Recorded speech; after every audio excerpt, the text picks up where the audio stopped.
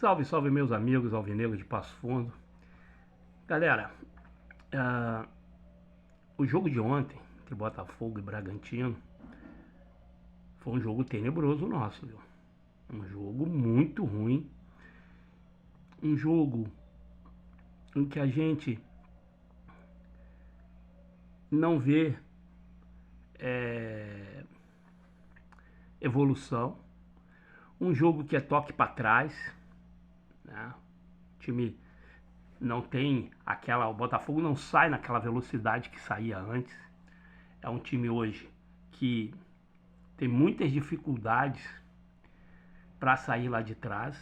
Quando o adversário marca a saída de bola, pressiona lá na frente, a gente tem muitas dificuldades em sair.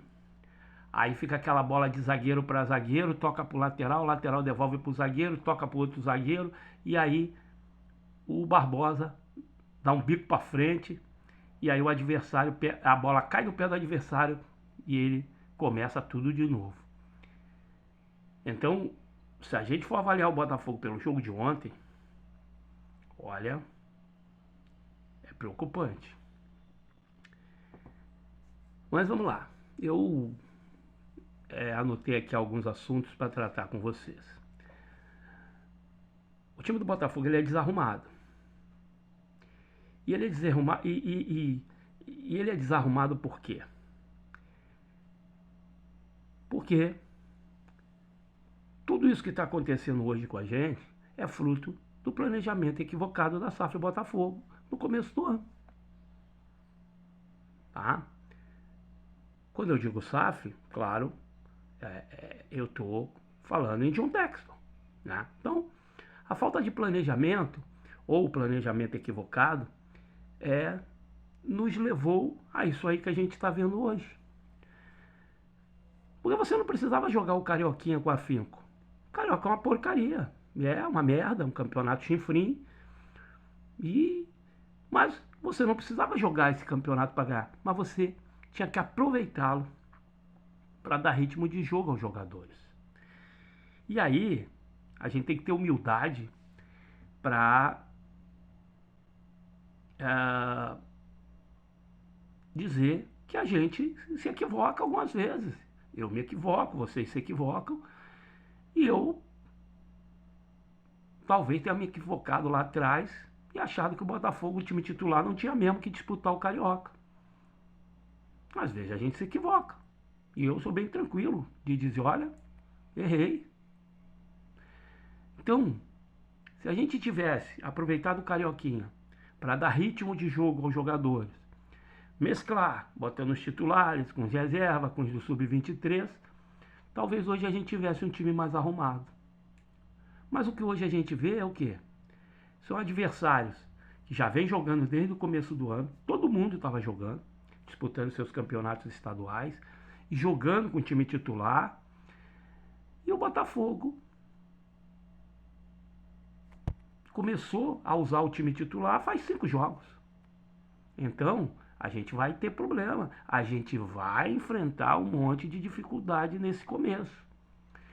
Porque o próprio Textor disse que a temporada só começava em abril, os outros começou em janeiro. Então, a gente já começa atrás de todo mundo. Nós estamos atrasados, estava todo mundo jogando, está todo mundo com ritmo. E nós estamos começando agora. Então, o que a gente vê hoje é fruto do planejamento equivocado. Tá? E isso vai ter que ser corrigido agora.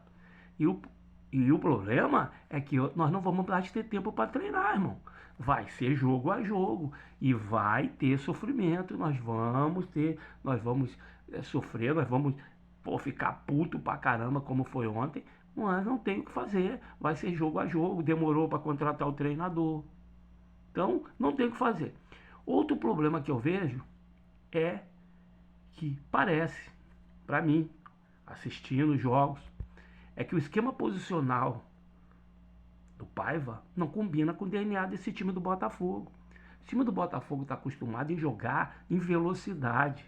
O Botafogo não tem velocidade nesse esquema posicional. Eu não sei se vocês notaram, mas eu sou muito observador. Pô, você olha para o semblante dos jogadores, eles não estão soltos, eles não estão felizes. O semblante dos jogadores é de descontentamento com a forma de jogar do Paiva. Não sei se eu estou certo, posso estar equivocado novamente.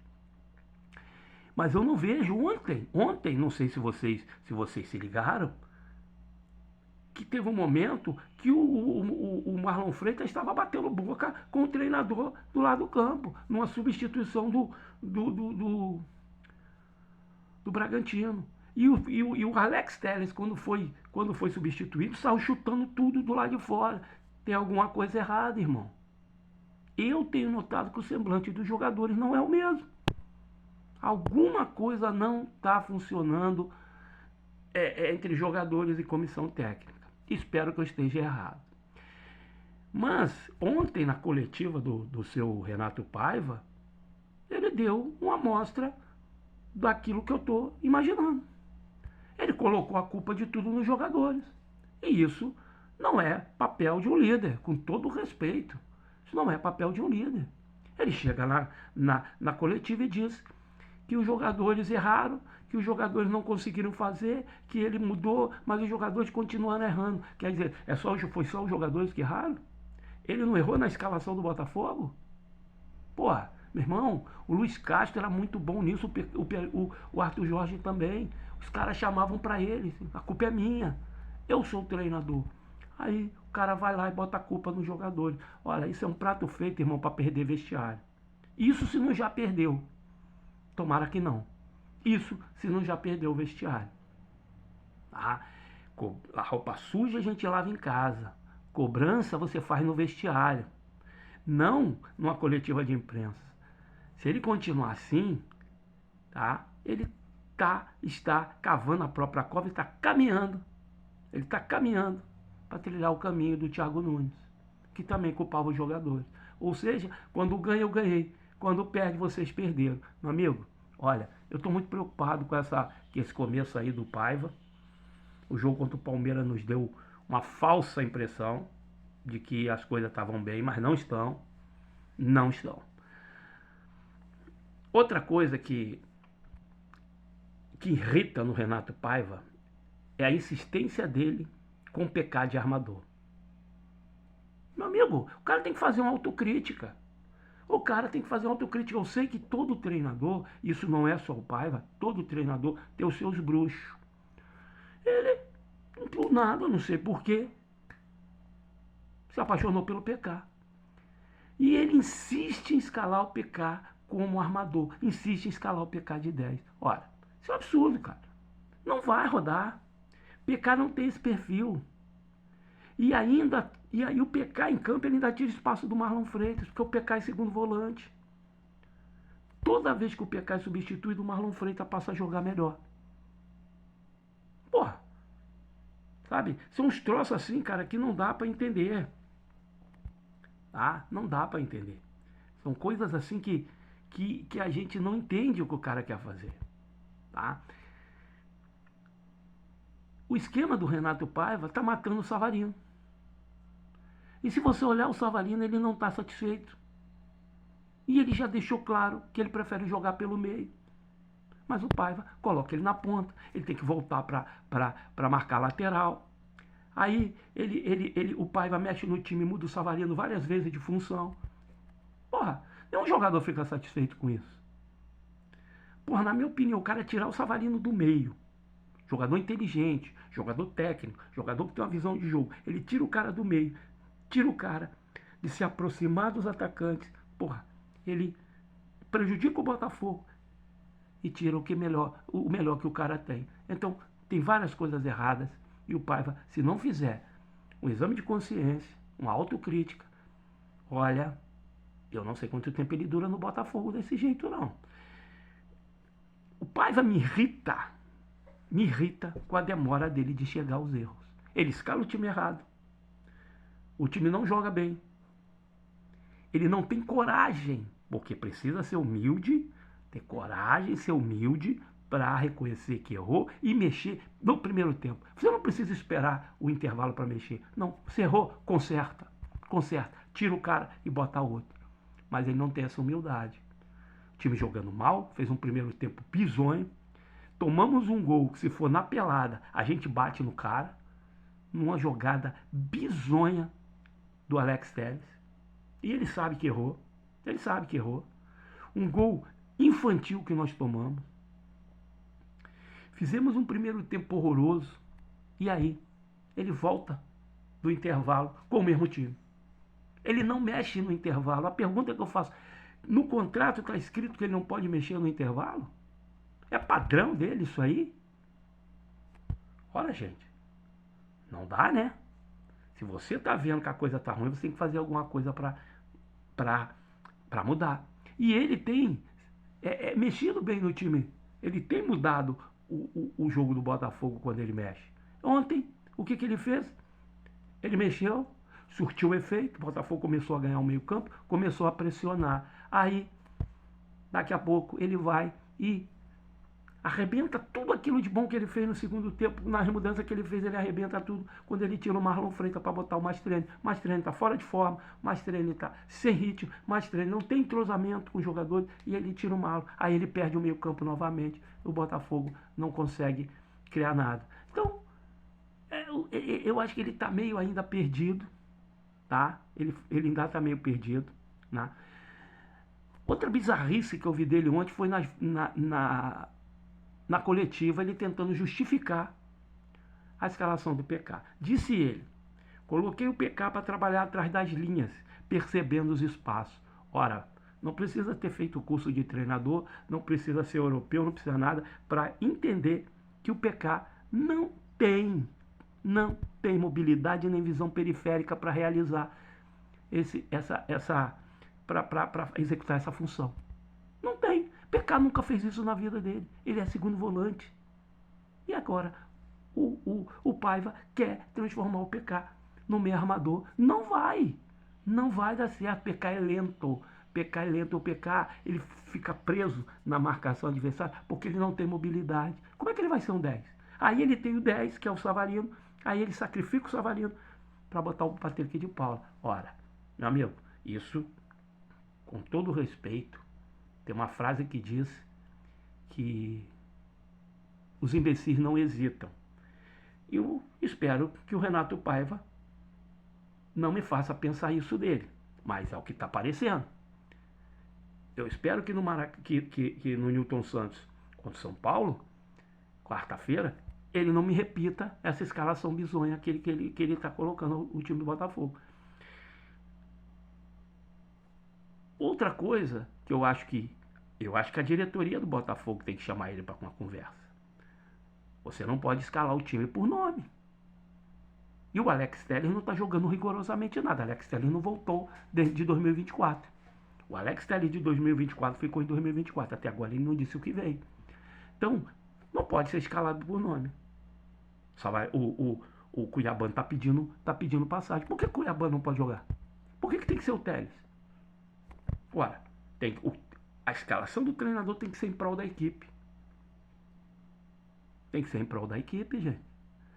Eu vejo muita galera reclamando do Arthur e tal. Ah, mas o Arthur... Cara, o Arthur, ele não é o Luiz Henrique. A galera tá esperando do Arthur o que o Luiz Henrique fazer. Não é o Luiz Henrique. Ele não vai fazer o que o Luiz Henrique fazia. Não vai. Burrice comparar o Arthur com o Luiz Henrique. São jogadores diferentes. Só que o Arthur, ele se movimenta, ele não fica na ponta, ele tem que vir para o meio, o lateral tem que entrar. E o Vitinho não está fazendo esse papel. O Vitinho não está fazendo. Quantas vezes ele pega a bola e o lateral não passa? Porque nesse esquema do Paiva, quando o ponta pega a bola, o lateral tem que passar. O lateral não passa. O Vitinho não passa.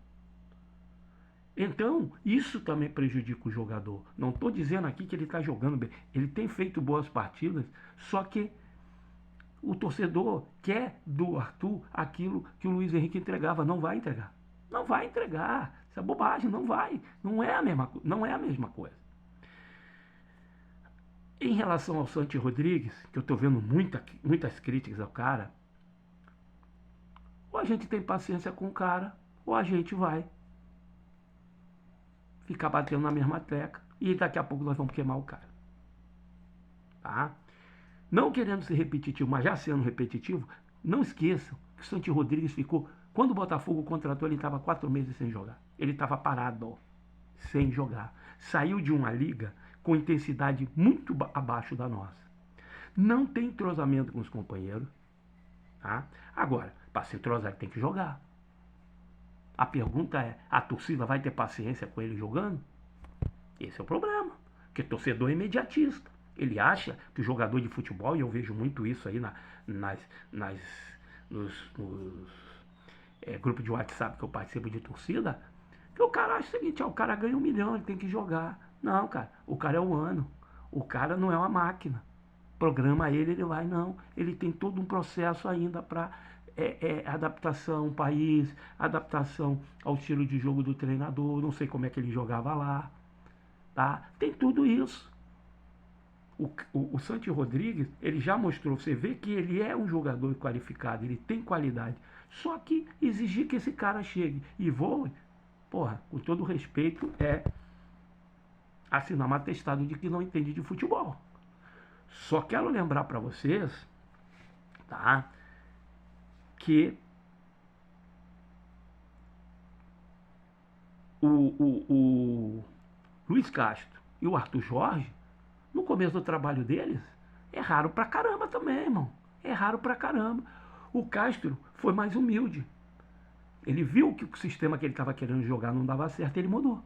Ele mudou. Aí o Botafogo passou a ser o quê? Reativo. O Botafogo tinha pouca posse de bola, mas era muito intenso quando tinha a bola e era letal. Quantos jogos nós ganhamos de 1-0, jogando mal, mas ganhamos. O Arthur Jorge também errou bastante antes de acertar. Ou vocês esquecem que o Arthur Jorge, teve vários jogos que ele escalou o Luiz Henrique pelo meio, e o Luiz Henrique não conseguia jogar. E já tinha torcedor dizendo, olha aí, pagou tantos milhões nesse cara, não joga nada, desinteressado, olha aí, preguiçoso. Eu me lembro. E o AJ só consertou quando sentou para conversar com o jogador, e o jogador disse, olha, eu me sinto melhor jogando por ali. A mesma coisa agora, o pai vai ter que fazer com o Savarino. O Savarino já disse, eu prefiro jogar pelo meio. Porra, é difícil você sentar com o cara e ouvir o cara e dizer, beleza, tu vai jogar na tua posição. Aí se tu bota o cara na posição que ele diz que se sente melhor e ele não rende, aí é outra história. A mesma coisa do PK. Ah, tu quer levantar a moral do PK, tu quer recuperar o PK? Beleza, mas então o PK vai de tua posição com o Marlon Freitas. É a posição dele. Entendeu? Então, técnico de futebol, gente, são vaidosos. Quando eles colocam uma coisa na cabeça, para eles mudarem é muito difícil. Então, o Santi Rodrigues a gente vai ter que ter, gente. Mas vai ter que ter paciência. Não é assim de uma hora para outra. O Almada, quando chegou, não jogou. Teve um tempo para se adaptar. O Luiz Henrique demorou para se adaptar. É isso. E outra coisa, o nosso elenco hoje, o nosso time titular é um time excelente. O nosso time titular é muito bom. É muito bom. Agora, a gente não tem banco. A gente não tem banco porque a gente está sem o Bastos, a gente está sem o Danilo, a gente contratou um jogador, Nathan Fernandes, que é um bom jogador, um jogador que vai nos ajudar bastante, mas esse jogador veio machucado da seleção e até agora não nos ajudou.